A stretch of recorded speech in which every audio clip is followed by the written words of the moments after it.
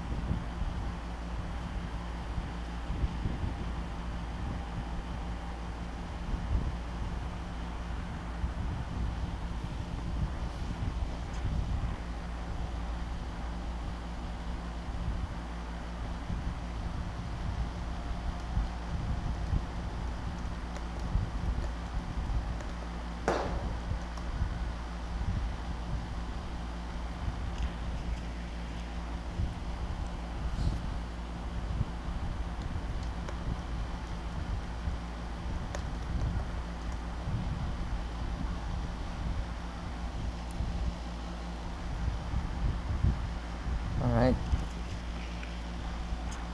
Alright. Let's try to wait the others. Kung may magjo-join man, welcome. Let's see.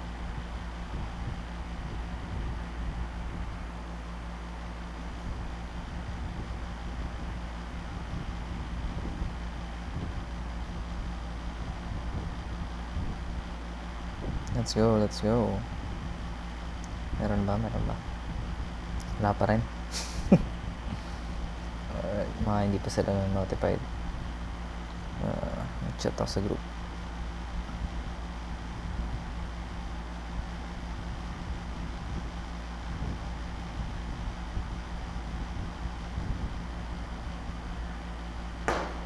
Alright.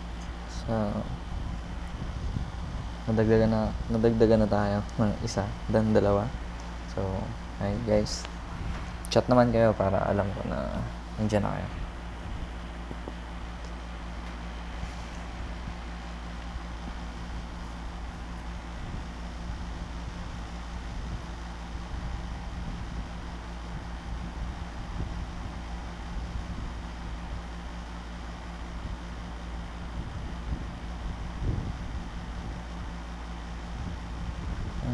Hanapin lang natin yung ibang mga.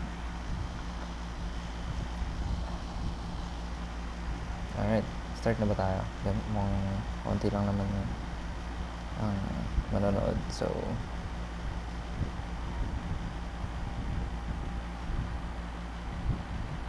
yun no, nakaka-watch na si Mark Lawrence. Okay, I think pwede na tayo mag-start. So, siguro i-share nyo na lang din muna sa mga co-developers nyo.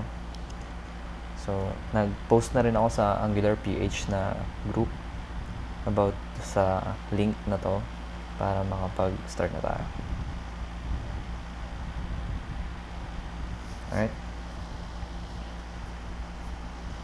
So, okay. So, I think we can start na. So, meron akong inihandang timeline dito. Well, for this topic, gusto ko lang i-share kung ano yung mga na-experience ko sa pag-develop ng Angular project using NX. So, una, ano muna yung NX? So, yung NX is it's an extension of Angular CLI na kung saan pag ginamit mo yung NX on top of Angular CLI, you're gonna have a better architecture of your project, and you can actually add multiple applications in basically single repository, and then you can manage everything in one code base. Alright, so I think before we start, can you tell me if okay sa inyo yung font or nababasa nyo ba? Or kailangan ko bang lakayan? Is it enough?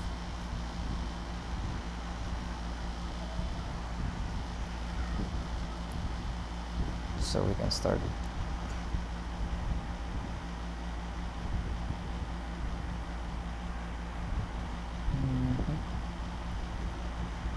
Saan ba iba? Alright. Hello?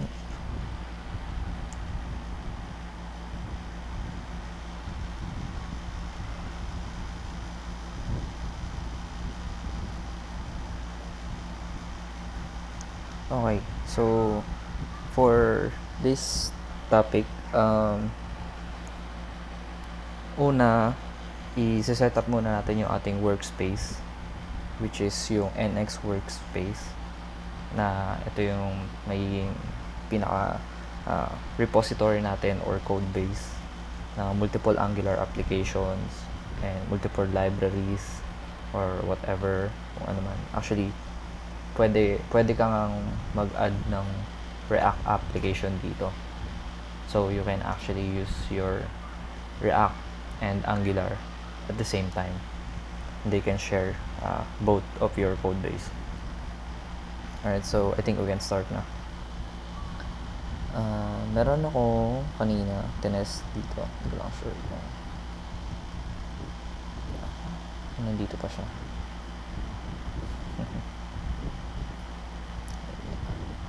I think saan ba?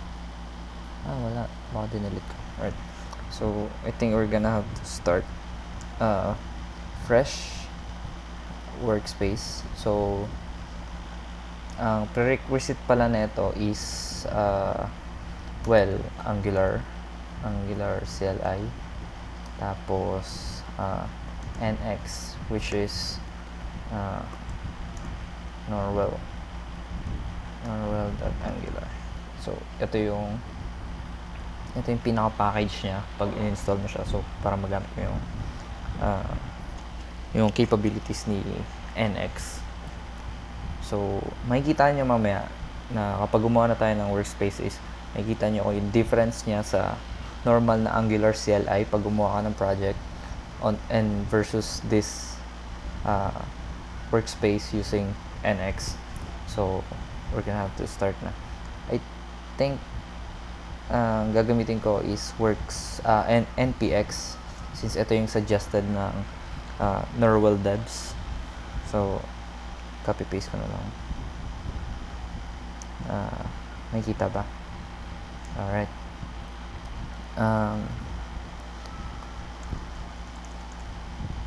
So npx create nx workspace. So basically ito yung command na ginagamit ni NX kapag mag-create ka na ng sarili mong workspace. So let's try something like Angular PH. And then enter. And then may i-issue siya ang questions. So ano ba ang gusto mong i-create? Empty ba siya? Web components, Angular Nest, React or React Express. So pwede kang using NX kasi pwede kang mag-build ng actually full stack development here in NX. So NX uses Angular CLI on top of NX, so everything works the same if you are already using Angular. So here I think we have to start with the empty workspace. So we're gonna click empty, and then we're gonna use Angular CLI for extensible.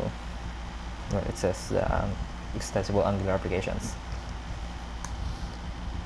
So what this does is it would create workspace for us here in our folder tutorials. So behind the scene, ito yung ini-issue niyang command it's actually ng-new angular ph dash dash preset empty, which is yung sinelect natin kanina, and then yung collection na gagamitin niya, which is yung Norwell Workspace. Ito yung schematic na ginawa ng Norwell team para magamit nila yung makagawa sila ng sarili nilang workspace on top of Angular CLI. Alright. So, ayan, okay na siya. So, makikita nyo, nag-create siya ng Angular PH na folder. Then, merong nx.json. Mamaya itakal natin yan. And then, actually, basic repository na to eh. Basic files ng mga repository, may Angular JSON. So, let's actually open it. Alright.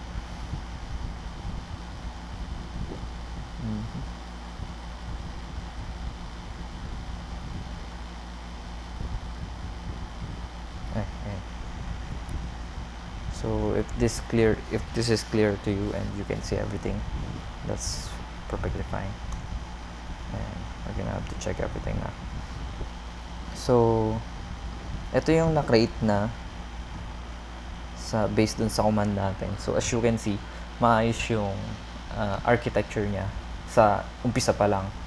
So meron kang apps folder, which is dito nagli-lives yung mga different Angular applications mo or multiple applications. Mamaya gagawa tayo ng at least two Angular applications para makita natin yung difference niya and how it works in NX.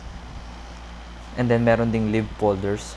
Dito pwede kang mag-create ng mga libraries mo, such as if you want to create shared module, you can actually put it here for your different applications to be able to use. And yeah, basically here may mga pwede kang gumawa ng schematics mo, sarili mong schematics. I-extend mo lang yung schematics ni Angular. So, and nx.json. So here, dito nakalagay yung mga configurations ni NX. So meron siyang npm scope, which is by default kung ano yung workspace mo, pero pwede mo siyang i-configure using -- npm scope, I think, if I'm not mistaken. So ito yung mga implicit dependencies niya. So pag nag-create ka ng project, mapupunta siya dito, magkakaroon ng panibagong configuration dito. Mamaya malalaman natin yan. And so if titignan natin yung Angular CLI, it's napaka-plain JSON lang siya. Walang anything. Walang projects. It's just a default collection. So pag nag-create na tayo ng projects, babalikan natin, tapos makikita natin kung anong nangyari sa mga files na to. And then kung titignan natin yung mga scripts sa package.json, meron tayong makikita na kakaiba.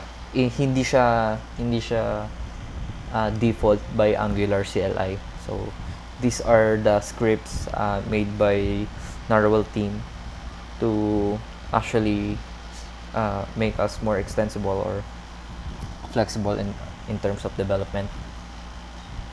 So kung makikita nyo, affected apps. So ito yung mga, if ever may created apps ka na and then existing na siya, meron ka na sa repo, nag-work na siya. So kapag may bago kang commit and then run mo yung script na to, makikita mo kung alin yung mga files na ginalaw mo lang. So ano lang yung mga files na affected sa application. Tapos yun, basic na end-to-end testing kung may nabago ka. And then depth graph, ito yung makikita mo kung alin yung mga nagbago sa mga files mo, kung alin dependency yung gumagamit sa mga binago mong files, something like that. So sabi ko nga, on top of Angular CLI siya, so meron din siyang update. So eto, parang in-extend niya lang yung capability ni Angular CLI, which is the ng update. This will update your dependencies in your Angular applications. Yep. And then ang dev dependencies natin, kung makikita nyo, is Angular CLI pa lang. Yan, normal workspace, which is the collection na ginamit natin to create this workspace. And then may mga ano na rin siya, ang tawag dito, extensions for you to be able to use in your VS Code if you're using VS Code. So alright, I think that covers everything. So without further ado, let's get started. So gusto ko pa i-share sa inyo yung pinaka useful na tool na nagagamit ko na based din dito sa NX, which is na ginawa rin siya ng Narwhal team.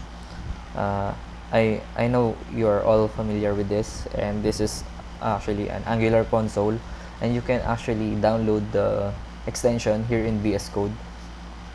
So it says Angular console, and then you'll be able to use these tools for you to be able to actually configure your own commands or schematics, so you don't have to type it manually in the terminal. So here I'm using it. As you can see, it's already on my sidebar because I already installed it. So we're gonna try to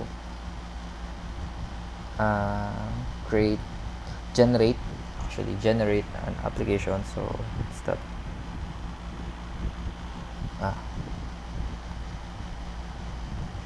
so wala pa, we need to change, need to find another Angular.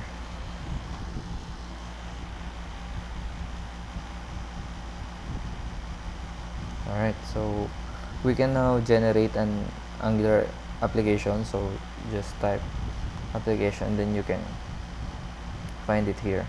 So meron siya. Ito yung gandahan ng Angular console, is naka-ready na yung mga schematics sa'yo. So i-run mo na lang siya. So pagka-click mo,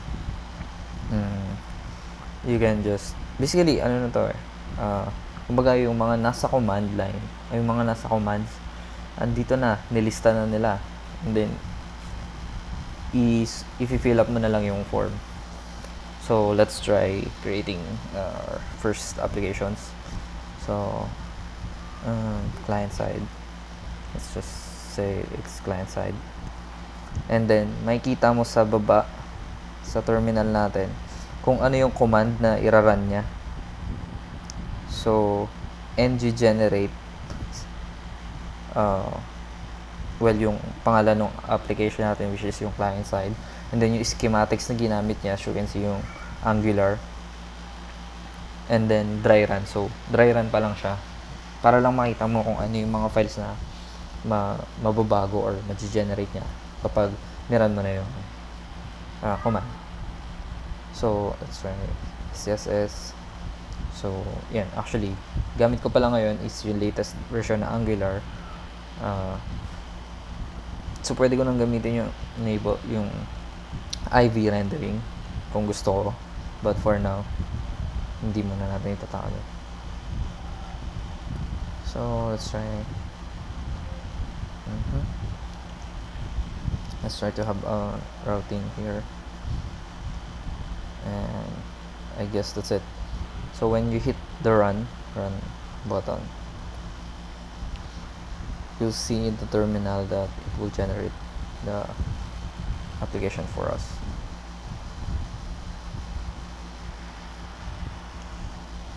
Alright, we're gonna have to wait just a few seconds.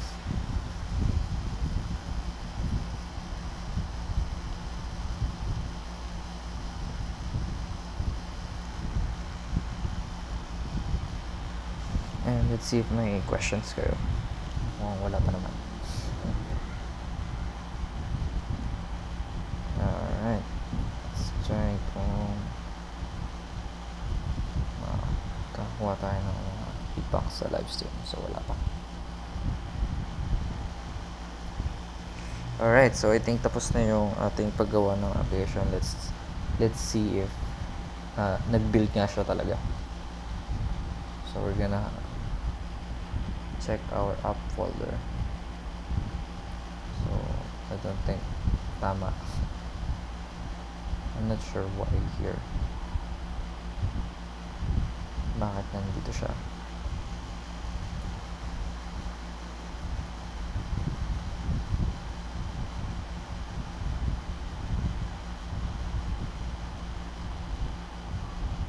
So, dapat nasa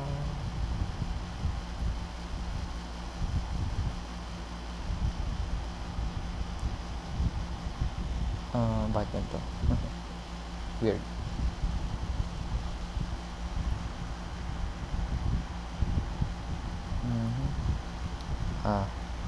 I think hindi natin nagamit yung schematics na yung Narwhal. So, let's try it again.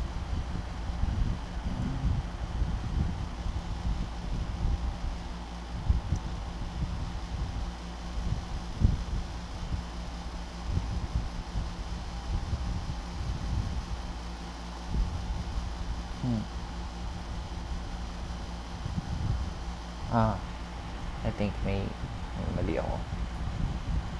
So we're gonna have to restart this. I think delete ko yung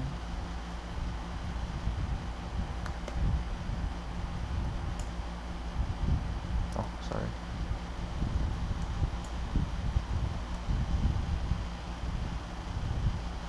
So we're just gonna reset that. Alright, so balik tayo sa sa kanina.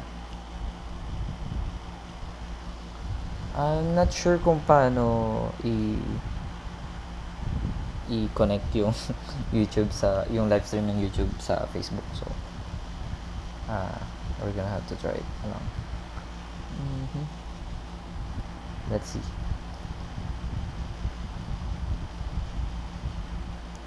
Okay. So, I think para magamit pala natin yung capabilities ni Angular, kailangan muna natin i-install as a dev dependency yung Angular. Alright, so let's try it. I'm gonna use yarn instead of npm since it's my default. Yarn, it should be yarn add dev.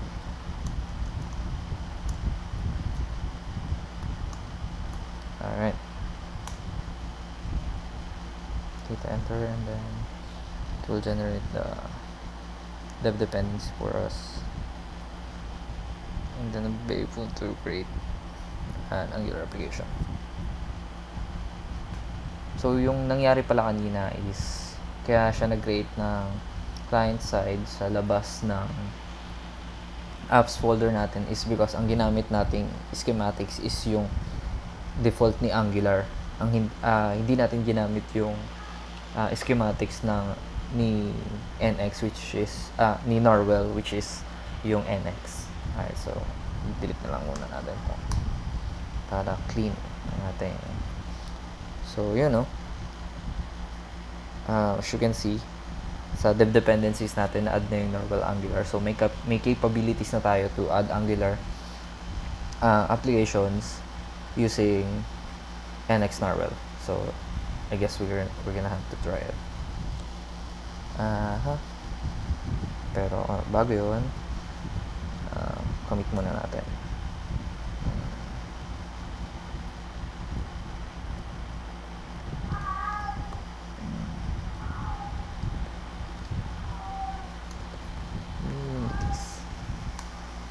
Alright, so we're gonna have to work on our project fresh. and then start generating our application. So yeah, so as you can see, meron na tayong @narwhal/angular, which is ito na yung gagamitin nating schematics to create our application. So same lang kanina, client side, client 1. Let's make it work. And we don't have backend projects. Let's add a routing module. Yes, alright, that will be the default. So ang bagong i-execute nating command is ng-generate ng-generate application using Narwhal Angular. Alright, and then check natin yung files. So tama na yung files natin ngayon. Nagli-live na siya sa inside ng apps folder natin. Alright, so we're gonna have to run this command and wait for the further questions.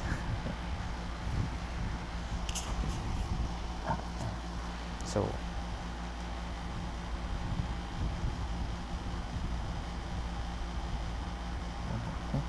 I think makapag-generate na tayo ng client application. So we can now close this and leave the terminal as is. So yun, as you can see sa Angular JSON natin, meron na tayong client 1. So medyo mahaba yung configurations na generate niya for our first applications. So everything works normal. So naiba lang yung architecture natin, pero applications pa rin natin is Angular, which is came from Angular CLI. Let's just wait a little more para matapos yung installation. So yan, kung mapapansin nyo, ang root directory natin is nagli-live sa apps and then yung client 1. Alright, so yung prefix niya is yung workspace by default, unless maglagay ka ng customization mo. And then yeah, basically it's the same with the generated version of Angular. It's just the different architecture. I just find it more developer friendly, I guess, kasi isolated siya. So yung applications mo is nagli-live lang siya sa apps folder, and then if you have your different libraries, nagli-live naman siya sa libs folder. So mas makikita mo, mas mabilis mag-debug kasi alam mo kung saan nagli-live yung widgets mo or yung pipes or yung services, and then versus sa Angular itself. So as you can see, meron na tayong client 1 na app.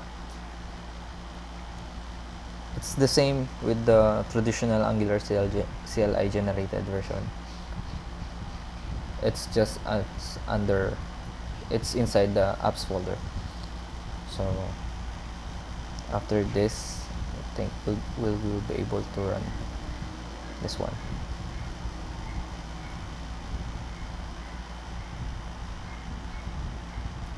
Alright, so by default, dina-download niya na yung Cypress for end-to-end testing if you're gonna use this testing.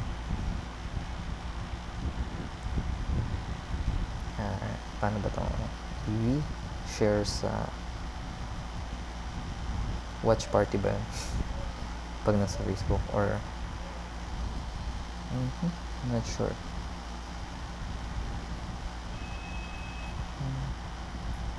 Hindi ata.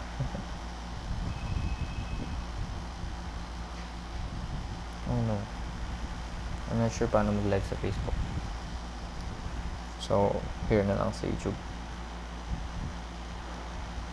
Let's just wait until the downloading of Cypress is finished. While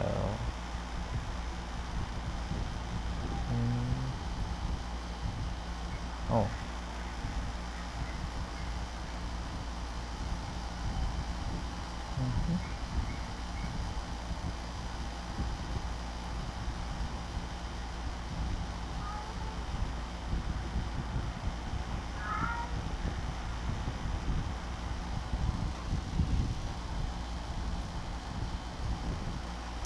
iba yata yung pag-live sa Facebook. So, hindi makiko-connect yung YouTube live sa Facebook. Alright, I think we're done with the installation. So we're gonna terminate this and add I guess we can add another under one application for our project, so we can see that it's really organized. And then let's generate another application using normal Angular.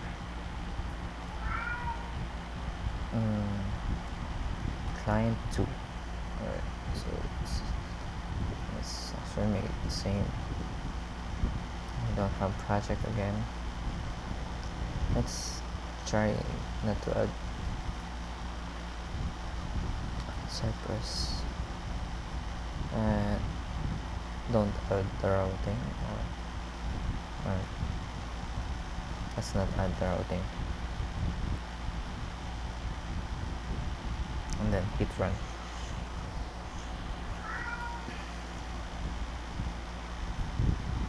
So it would ask us if we want to generate a routing module for our applications. So we're just gonna say no, and then it will generate those folders for us automatically. As in, guys, you can see the benefits of Angular console. It's very efficient.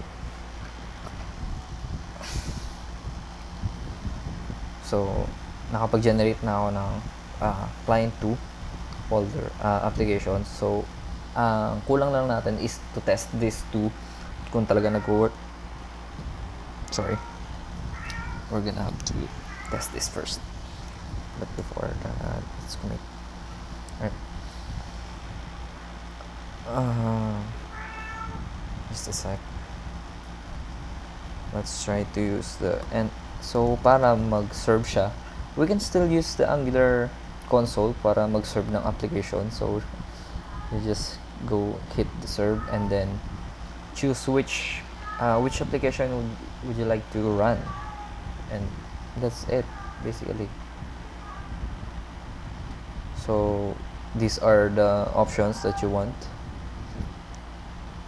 Well, it's very basic. If you want to add some host or make it library load, open a debug browser, let's check this. Else serve I don't think we need that. Let's just run this.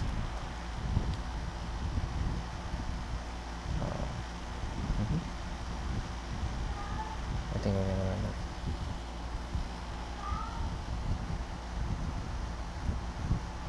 Alright, yeah. So as you can see, it's still the default Angular application. I don't know if you can see this, so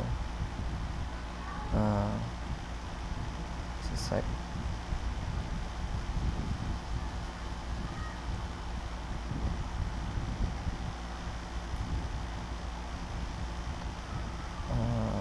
I'm not sure if you can see, you'll be able to see it, but it's Oh, I think it's in my settings.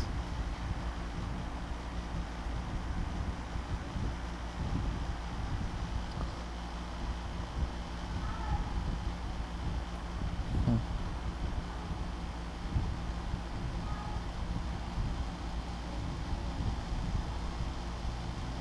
I can't actually find how. I'm using OBS, but somehow it's it's actually a success. Let's see.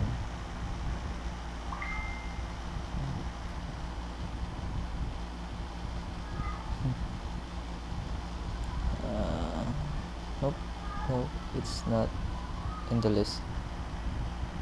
So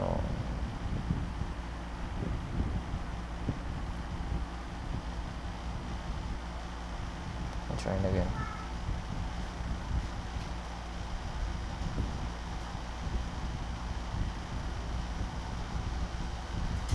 Alright. So as you can see, ito siya. Yan na siya. And nararan na yung application natin. So it's serving the right application. So ang kulang na lang natin is maran na rin yung isa. We're gonna have to try it, I think, in a different way.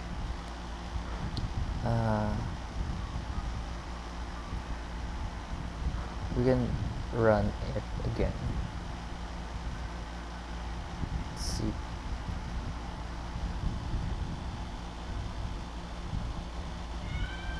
What's this?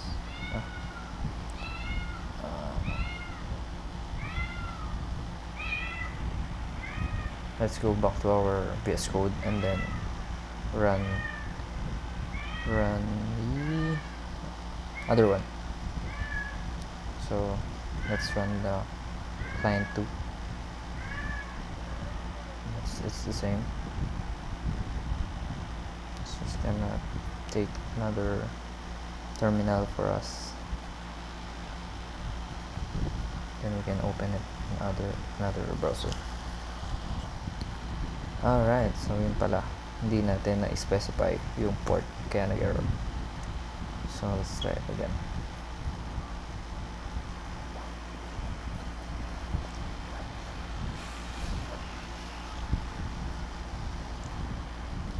So yun. Basically gusto ko lang i-share sa inyo yung convenience na nadadala ng Angular console and NX. It really helps me a lot in terms of development using Angular applications. So we can open the client 2, I guess, in another tab. I just have to switch to Chrome.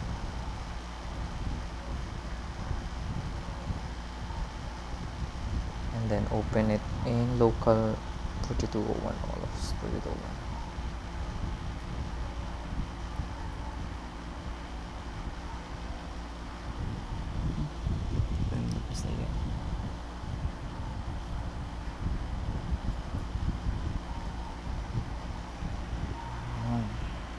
Localhost 4201. So we have our client 1 and client 2 working on both, different terminal, but you can actually run it at the same time. So on top of that, pwede na tayong mag-create ng libraries. So if may mga questions kayo, just feel free to leave it in the chat below or the right side. So we can start enjoying this applications. Alright, and then we're going to switch back to our VS Code. And then we're going to create a libs folder Actually, let's try to make it small. I'm going to create what to call this. I usually call this widgets. So it's shared components that it's a shared module that you can create different components that can be shared by different applications. So let's go and run lib. It's just that. So let's create Narwhal Angular library. Let's use this, and then let's call this widgets. Make it SCSS, not lazy. We don't have parent. We don't have routing. I guess we can add a shared tags for this, so we can make it shared widgets, and then we can check. I got it. Then run. Hit run. Check our folders.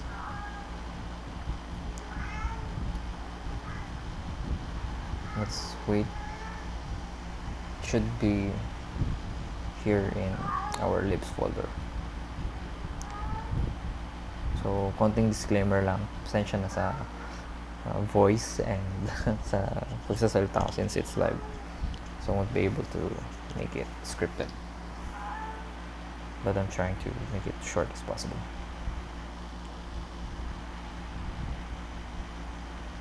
Alright. And now we can see our widgets module under the libs directory, which you can see it's actually here, and then we're gonna check it in the tsconfig. So here's the magic. The paths for this is already set. So Angular PH widgets na siya. Pag gagamitin mo yung mga components or etong module na to, you just have to import from this path na lang instead of this. Alright, and then Angular is smart enough for our application to be able to build these modules. So let's try importing our widgets module into our different applications. Let's just try it in our client 1. So if we paste it here, and then it says nothing, but it should be working. I guess we're gonna have to enter it manually from Angular PH widgets. So as you can see, it's being suggested, and you can actually use it. And then we're gonna have to copy paste this one into our client 2 applications.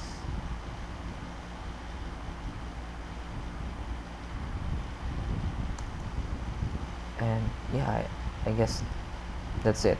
You can see how convenient these tools for our development. And then start importing this one also. So our widgets module is shared by these 2 applications. So we're going to have to try to create a single component and use it in both and see what we can actually have. Let's just save it first, and then go to Angular console. Let's generate a component. So it's schematic Angular, yes. Let's try to make a header component. So you can choose which project would the component belongs. Okay, we're gonna choose the widget since it's our library. We're gonna make it SCSS, and then export, so we don't have to create an export array, I guess. Yeah, and then prefix it. I don't think so. It's deprecated, but we're gonna have to just try it, and then hit run. Project name already exists. No, it's actually executing. Alright, so if we look at our widgets module, we can see that inside the lib we have successfully generated our header component, which we can actually use into our different Angular applications. So we're gonna have to try it if this really works. I'm going to head on the client one and delete everything.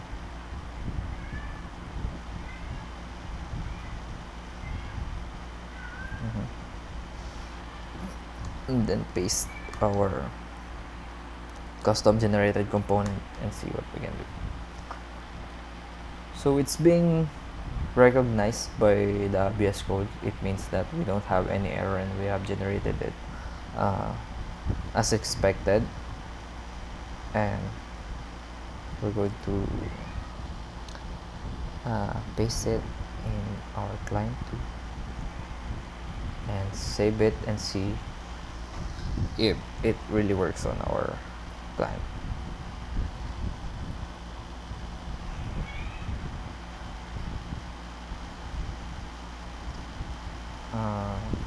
I think we have an error in our compilation, so we're just gonna restart our terminal for this. I'm gonna restart it.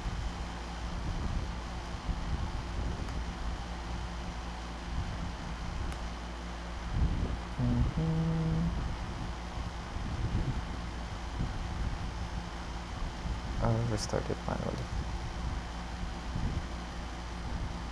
and then serve it again,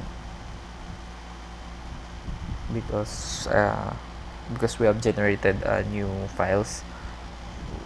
We need to restart our server for the webpack to be able to reach out those new generated files for us.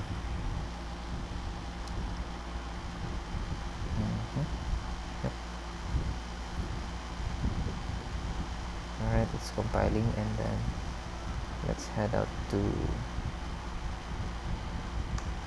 into and then hit run again. Alright, let's try to build it. Let's try. I hope this works, and I think this actually works. Yep. So refresh our client 1. No, that's not one. So this is our client 1. So as you can see, the header works. And then restart client 2. I think it's still building.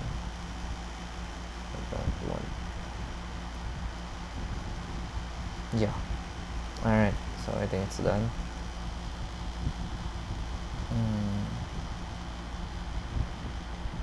Yep, as you can see, both of these applications are using a single component, which lives in our libs directory. As you can see, we have successfully created our libs module. I think our widgets module rather, and it lives on our libs directory. So as you can see, meron tayong maayos na architecture. Makikita natin kung saan natin ginamit to, saan, ano yung affected files. So try natin ngayon kung makikita nga ba natin yung affected files kapag nag-commit na tayo. Alright, let's try this again one more time. Hit terminate everything. So yeah, I think we can just commit everything for now, so we don't have anything. Then let's try to have changes in our shared component. Let's try hello Angular page, and then hit save. You can actually try, and then we can try the NX, this one, NX script. Let's try to run this, and we'll see which are the files that being affected by our commit. So npm run that grub.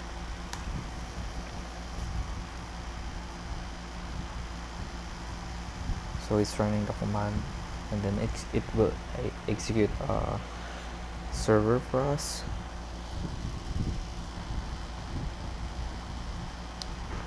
Alright, I'll show you what's the output of our command.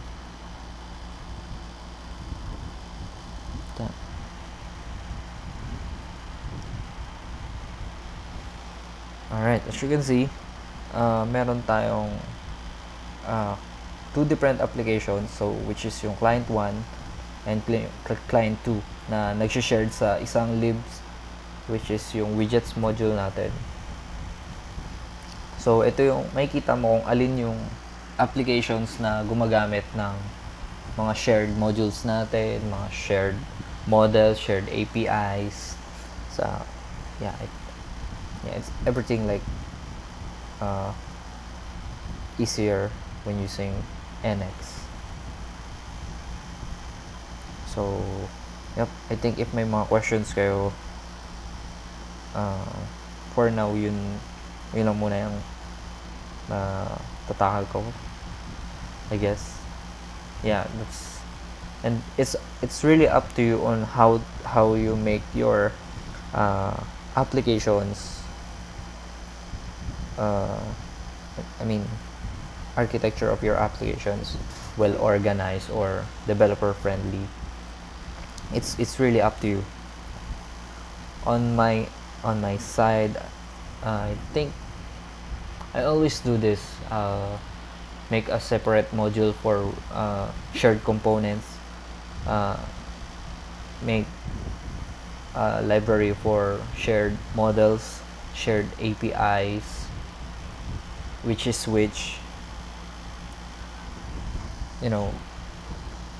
malalaman nyo naman yan eh.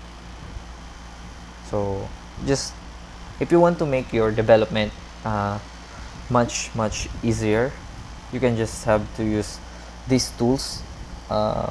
It's always available on the internet. So, and the extensions that I'm using is Angular console. Yep. So you can just head to their website and then check out their documentations for this. I think our community here in Philippines will grow, and I'm looking forward for another seminar or Angular conference here in Philippines. So thanks guys for watching, and I'm Lex sorry, alimutan ko magpakilala. So, I'm Lex Caride. I'm your host for tonight. And if you, I wish you learn something from this live stream. Yeah, I guess that's it. Thank you guys for watching and see you soon.